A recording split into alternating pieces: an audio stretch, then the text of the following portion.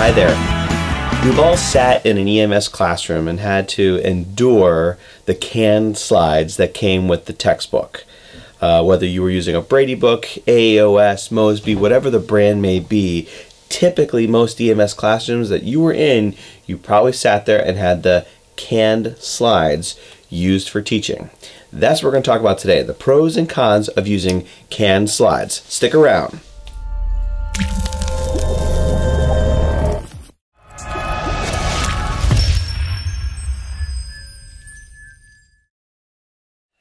We've all been there.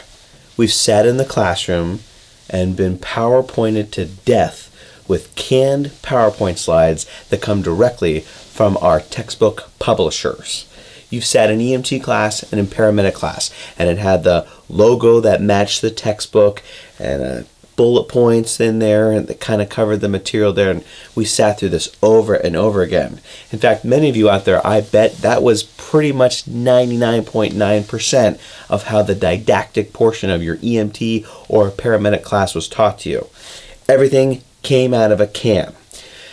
What we're going to talk about today are some of the pros and cons of using canned slides in EMS presentations, particularly in primary instruction like EMT, EMR, paramedic, AEMT. They're not 100% worthless, but you've got to use them in the right way. So let's talk about the pros and cons of canned slides.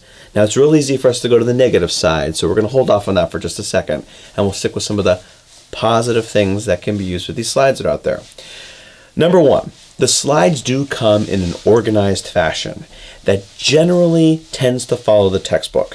So if your students like to follow along in their textbook while they're learning, if your students actually take the cellophane off the textbook and actually open it up, then they can follow along, okay? So let alone read. Oh my goodness, reading? Wow, okay, what a concept.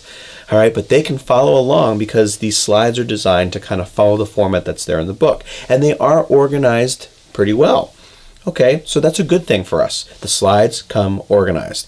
Number two, it tends to highlight the material. It'll hit the high points. It'll go over the main ideas and the main topics that the students need to know. It also tends to cover some of the other things like don't miss this, make sure you're prepared for that. Here are some things to think about.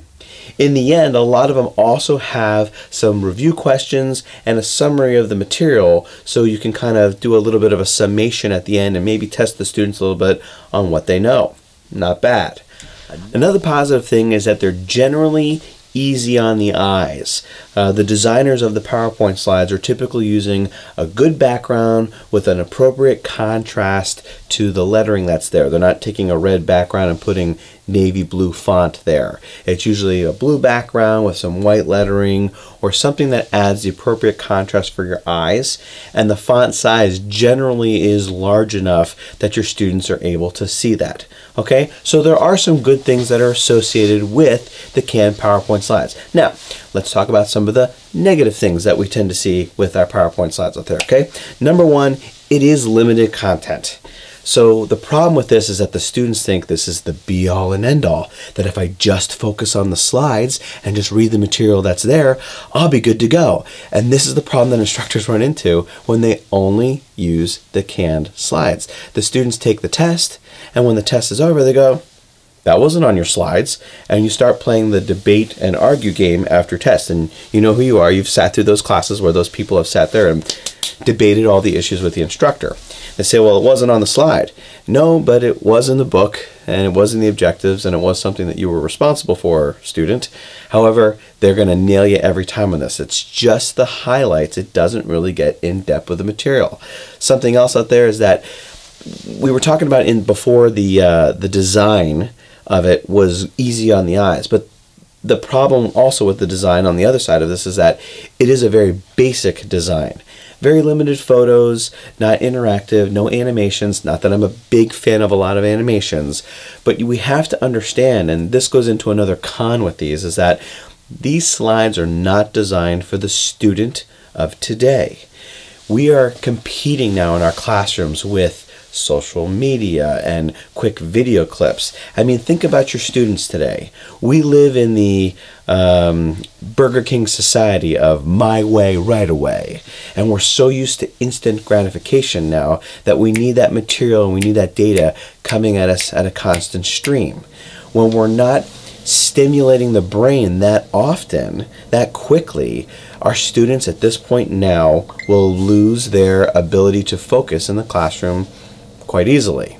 So this is going to be a real problem for us. Remember, our students now are used to watching television shows and being able to focus on that. Well, that's only 10 minutes of information being thrown at you before they get a commercial break. When you're giving them 90 minutes or 60 minutes of slides with the same background and the same font and limited photos, it's really difficult to hold their attention. Now, a few years ago, I did contact one of the textbook companies and asked them about their slides. I said, and why is the content so basic, and why is the design so basic? And their response was simple. They said, look, we're providing you with a skeleton, a basic skeleton, in order for you to conduct your class and provide that material. It's not meant to be the be-all, end-all, but this is the problem in EMS, and this goes on the con side of things. Instructors use these as crutches. When you ask an instructor, hey, did you prepare for a class tonight? And they go, yeah, I looked at the slides. That's not what I asked you. There's more to teaching than just looking at slides and clicking through a PowerPoint presentation.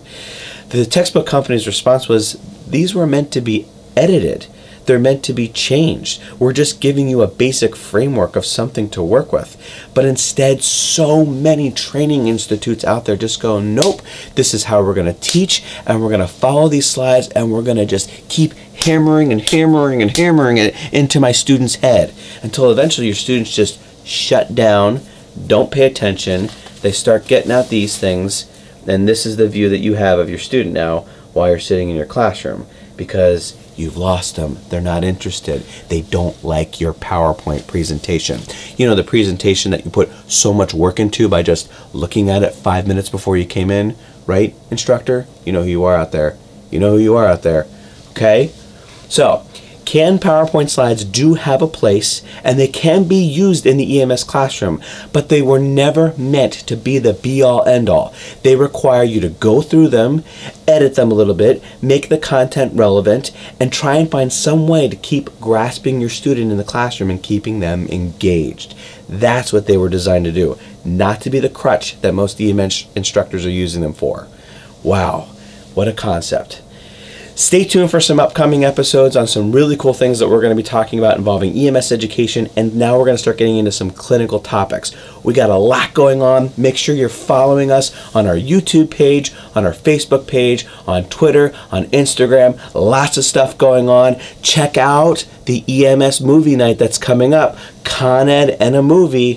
What a concept. We're bringing all this new stuff out there just for you.